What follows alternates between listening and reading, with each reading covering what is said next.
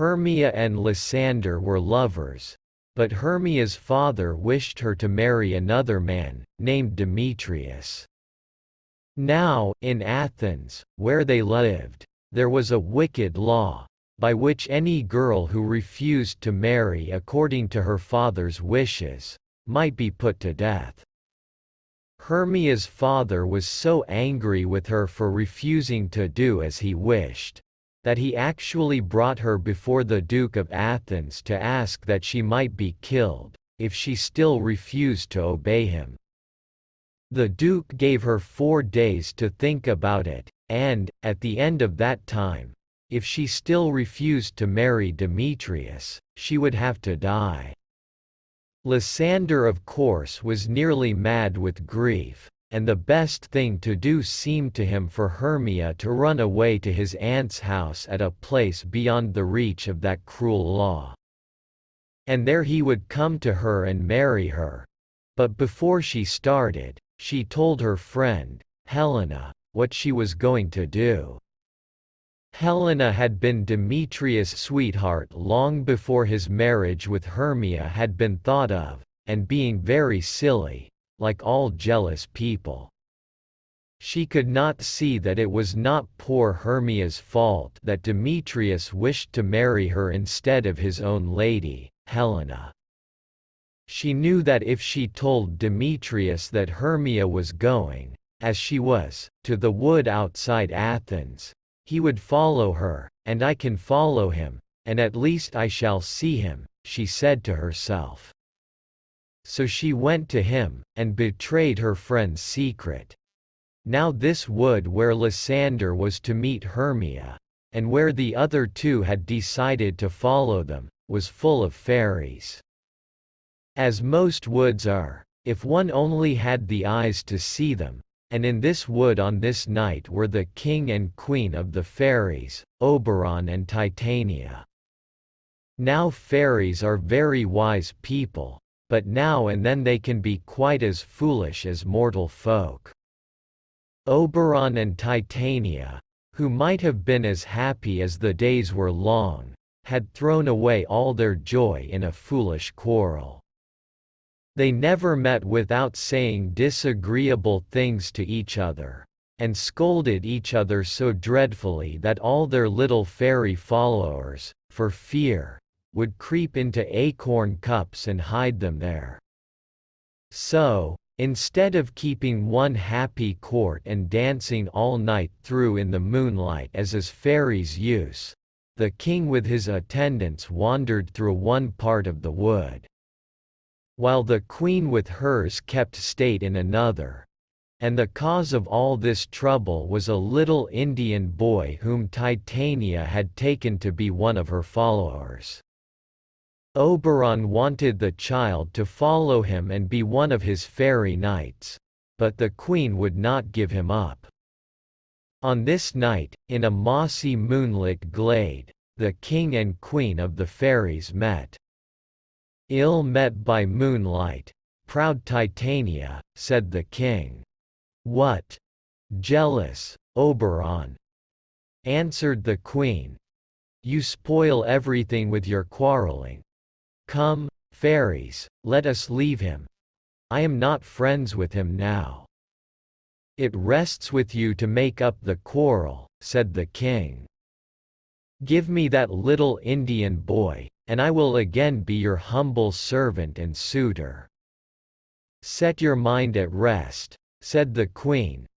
"Your whole fairy kingdom buys not that boy from me. Come, fairies." And she and her train rode off down the moonbeams. "Well, go your ways," said Oberon, "but I'll be even with you before you leave this wood."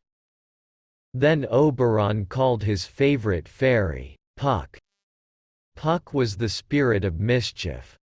He used to slip into the dairies and take the cream away, and get into the churn so that the butter would not come, and turn the beer sour. And led people out of their way on dark nights and then laugh at them, and tumble people's stools from under them. When they were going to sit down, and upset their hot ale over their chins when they were going to drink. "Now," said Oberon to this little sprite, "fetch me the flower called love in idleness. The juice of that little purple flower laid on the eyes of those who sleep will make them, when they wake, to love the first thing they see. I will put some of the juice of that flower on my Titania's eyes, and when she wakes she will love the first thing she sees, were it lion, bear, or wolf, or bull, or meddling monkey, or a busy ape." While Puck was gone, Demetrius passed through the glade followed by poor Helena. And still she told him how she loved him and reminded him of all his promises, and still he told her that he did not and could not love her, and that his promises were nothing. Oberon was sorry for poor Helena, and when Puck returned with the flower, he bade him follow Demetrius and put some of the juice on his eyes, so that he might love Helena when he woke and looked on her, as much as she loved him. So Puck set off, and wandering through the wood found, not Demetrius, but Lysander, on whose eyes he put the juice. But when Lysander woke, he saw not his own Hermia, but Helena, who was walking through the wood looking for the cruel Demetrius. And directly Lys saw her he loved her and left his own lady under the spell of the purple flower. When Hermia woke she found Lysander gone, and wandered about the wood trying to find him. Puck went back and told Oberon what Lys had done, and Oberon soon found that he had made a mistake, and set about looking for Demetrius, and having found him, put some of the juice on his eyes. And the first thing Demetrius saw when he woke was also Helena. So now Demetrius and Lysander were both following her through the wood, and it was Hermia's turn to follow her lover as Helena had done before. The end of it was that Helena and Hermia began to quarrel, and Demetrius and Lysander went off to fight. Oberon was very sorry to see his kind scheme to help these lovers turn out so badly.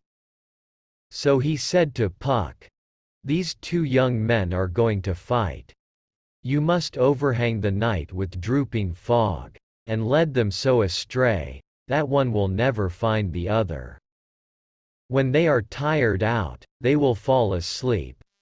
Then drop this other herb on Lysander's eyes.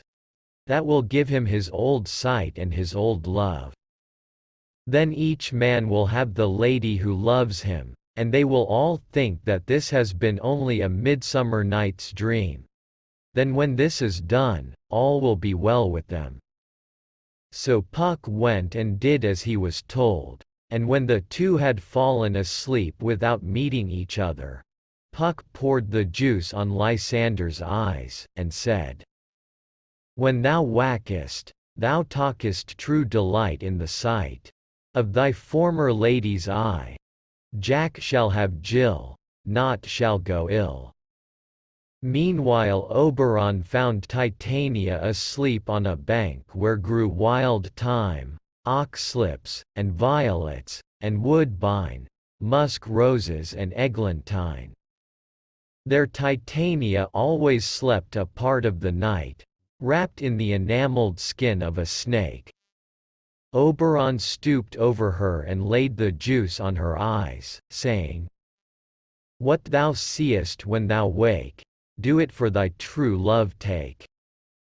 Now, it happened that when Titania woke the first thing she saw was a stupid clown, one of a party of players who had come out into the wood to rehearse their play.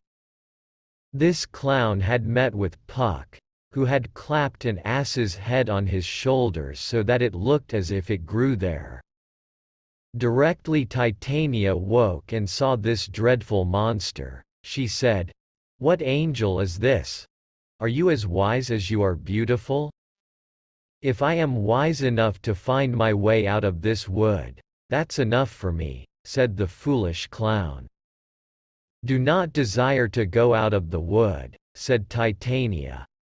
The spell of the love juice was on her, and to her the clown seemed the most beautiful and delightful creature on all the earth. "I love you," she went on. "Come with me, and I will give you fairies to attend on you." So she called 4 fairies, whose names were Peace Blossom, Cobweb, Moth, and Mustard Seed. "You must attend this gentleman," said the queen. "Feed him with apricots and dewberries, purple grapes, green figs, and mulberries. Steal honey bags for him from the bumblebees, and with the wings of painted butterflies fan the moonbeams from his sleeping eyes." "I will," said one of the fairies, and all the others said, "I will." "Now, sit down with me," said the queen to the clown, "and let me stroke your dear cheeks, and stick musk roses in your smooth, sleek head, and kiss your fair large ears, my gentle joy." "Where's Peace Blossom?" asked the clown with the ass's head. He did not care much about the queen's affection, but he was very proud of having fairies to wait on him. "Ready," said Peace Blossom. "Scratch my head, Peace Blossom," said the clown. "Where's Cobweb?" "Ready," said Cobweb. "Kill me," said the clown, "the red bumblebee on the top of the thistle yonder, and bring me the honey bag. Where's Mustard Seed?" "Ready," said Mustard Seed. "Oh, I want nothing," said the clown. "Only just help Cobweb to scratch. I must go to the barber's, for methinks I am marvelous hairy about the face." "Would you like anything to eat?" said the fairy queen. "I should like some good dry oats," said the clown, for his donkey head made him desire donkey food, and some hay to follow. "Shall some of my fairies fetch you new nuts from the squirrel's house?" asked the queen. "I'd rather have a handful or 2 of good dried peas," said the clown. "But please don't let any of your people disturb me. I am going to sleep." Then said the queen, "And I will wind thee in my arms." And so when Oberon came along he found his beautiful queen lavishing kisses and endearments on a clown with a donkey head. And before he released her from the enchantment, he persuaded her to give him the little Indian boy he so much desired to have. Then he took pity on her, and threw some juice of the disenchanting flower on her pretty eyes. And then in a moment she saw plainly the donkey-headed clown she had been loving, and knew how foolish she had been.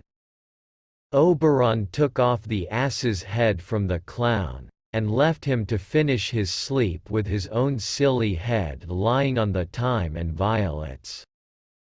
Thus all was made plain and straight again. Oberon and Titania loved each other more than ever.